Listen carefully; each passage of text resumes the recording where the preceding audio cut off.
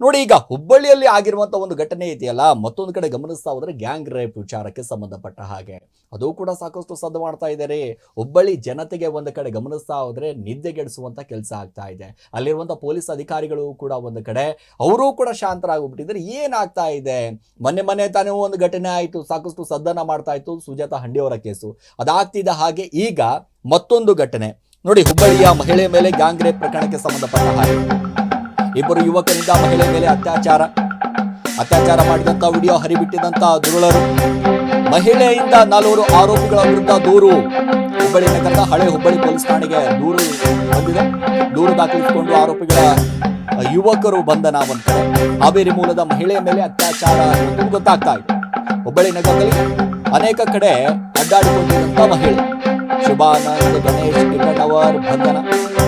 ಆರೋಪಿಗಳು ಶಿವಶಂಕರ್ ಕಾಲೋನಿಯ ನಿವಾಸಿಗಳು ಅನ್ನುವಂಥದ್ದು. ಅತ್ಯಾಚಾರಕ್ಕೊಳಗಾದಂತ ಮಹಿಳೆಗೆ ವೈದ್ಯಕೀಯ ಚಿಕಿತ್ಸೆಯನ್ನು ನೀಡಲಾಗ್ತಾ ಆಗಿದೆ.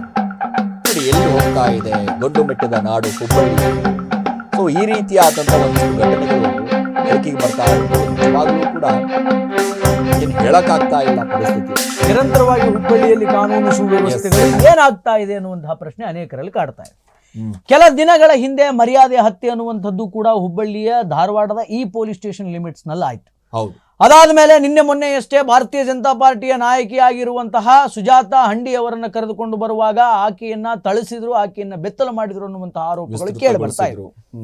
ಅದು ಕೂಡ ದೊಡ್ಡ ಪ್ರಮಾಣದ ಸ್ಟೇಟ್ ನ್ಯೂಸ್ ಆಯ್ತು. ಈಗ ಹುಬ್ಬಳ್ಳಿಯಲ್ಲಿ ಮಹಿಳೆಯ ಮೇಲೆ ಮತ್ತೊಂದು ಗ್ಯಾಂಗ್ ರೇಪ್ ಅನ್ನುವಂಥದ್ದಾಗಿದೆ. ಕಾನೂನು ಸುವ್ಯವಸ್ಥೆ ಕೈ ತಪ್ತಾ ಇದೆ ಹುಬ್ಬಳ್ಳಿ ಧಾರವಾಡದಲ್ಲಿ ಅನ್ನುವಂತಹ ಆತಂಕ ಈಗ ಅಲ್ಲಿಯ ಜನಕ್ಕೆ ಆಗ್ತಾ ಇದೆ. ಹಾವೇರಿ ಮೂಲದ ಮಹಿಳೆಯ ಮೇಲೆ ಅತ್ಯಾಚಾರ, ಇಬ್ಬರು ಯುವಕರಿಂದ ಬಹಳ ಬರ್ಬರವಾಗಿ ಹತ್ಯೆ ಅನ್ನುವಂಥದ್ದಾಗಿದೆ. ಅತ್ಯಾಚಾರ ಮಾಡಿದಂತಹ ವಿಡಿಯೋವನ್ನ ರೆಕಾರ್ಡ್ ಮಾಡಿಕೊಂಡು ಅದನ್ನ ಹರಿಬಿಟ್ಟಿದ್ದಾರೆ. ಇಂಥವರಿಗೆಲ್ಲ ಏನು ಮಾಡಬೇಕು ಹೇಳಿ ನೀವು? ನಾನು ಅದಕ್ಕೆ ಇದು ಏನು ವೈಟ್ ಫೀಲ್ಡ್ ವಿಚಾರ ಮಾತಾಡಿದ್ವಲ್ಲ, ಅದನ್ನೇ ಇಲ್ಲೂ ಅನ್ವಯ ಮಾಡ್ತೀನಿ. ಹೌದು, ಯಾವಾಗ ನಾವು ಸರಿಯಾದ ರೀತಿಯಲ್ಲಿ ಆಕ್ಷನ್ ತೆಗೆದುಕೊಳ್ತೀವಿ, ಕಾನೂನುಬದ್ಧವಾಗಿ ಯಾವಾಗ ಕಠಿಣ ಶಿಕ್ಷೆ ಅಂತ ಬಾಯಿ ಮಾತಲ್ಲಿ ಹೇಳ್ತಾರಲ್ಲ, ಆ ಕಠಿಣ ಶಿಕ್ಷೆ ಯಾವಾಗ ಆಕ್ಷನ್ಗೆ ಬರುತ್ತಲ್ಲ, ಆಗ ಇಂಥ ನನ್ನ ಮಕ್ಕಳಿಗೆಲ್ಲ ಬುದ್ಧಿ ಭೇಟಿ ಆಗುತ್ತೆ. ಹೌದು, ಬುದ್ಧಿ ಭೇಟಿ ಆಗೋದು ಯಾವಾಗ? ಅಲ್ಲಿವರೆಗೂ ಇವರಿಗೆ ಅದರ ಪರಿಜ್ಞಾನವೇ ಇರಲ್ಲ ಸಿರಾಜ್, ಅದರ ಪರಿಜ್ಞಾನವೇ ಇರಲ್ಲ.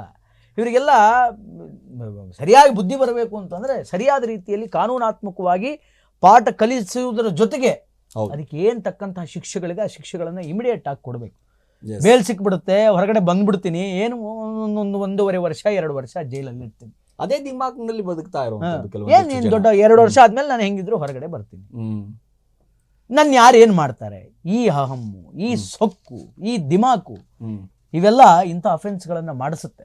ಹಾವೇರಿ ಮೂಲದ ಮಹಿಳೆಯ ಮೇಲೆ ಇಬ್ರು ಪುಂಡಪೋಗರಿಗಳ ಅತ್ಯಾಚಾರವನ್ನು ಮಾಡಿ, ಗ್ಯಾಂಗ್ ರೇಪ್ ಅನ್ನು ಮಾಡಿ ಅದನ್ನು ವಿಡಿಯೋ ಮಾಡ್ಕೊಂಡು ಅದನ್ನು ಹರಿಬಿಟ್ಟಿದ್ದಾರೆ. ಶಿವಾನಂದ ಗಣೇಶ ಅಂತ ಅವರಿಬ್ಬರ ಹೆಸರು, ಬಹಳ ದೊಡ್ಡ ಹೆಸರು ಇಟ್ಟುಬಿಟ್ಟಿದ್ದಾರೆ ನಿಮಗೆ. ನಿಮ್ಮ ಶಿವಶಂಕರ್ ಕಾಲೋನಿ ನಿವಾಸಿಗಳು ಬಹಳ ದೊಡ್ಡ ಹೆಸರು ಇಟ್ಟುಬಿಟ್ಟಿದ್ದಾರೆ ನಿಮಗೆ. ಬಹಳ ದೊಡ್ಡ ಗನಂದಾರಿ ಕೆಲಸ ಮಾಡಿಬಿಟ್ಟಿದ್ದೀರಿ.